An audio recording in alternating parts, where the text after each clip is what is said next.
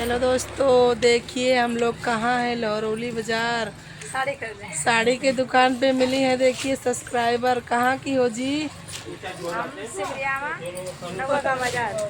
देख रहे हैं आप लोग, हम लोग मिलने जाने वाले थे दोस्तों। लेकिन मुलाकात साड़ी के दुकान पे हो गया। और देखिए दीदी मिली है, बहुत अच्छा लग रहा है।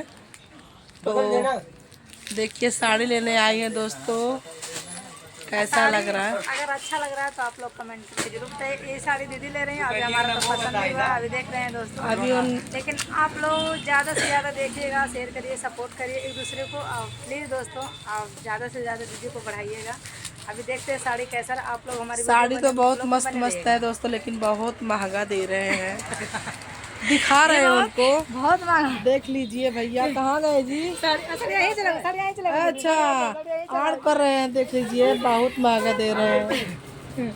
नहीं जी, साड़ी थोड़ी मस्ती हो गई, अच्छे देते हैं भैया। और ठीक है, तो चलिए दोस्तों, फिर मिलेंगे हम दीदी, और बाय बाय।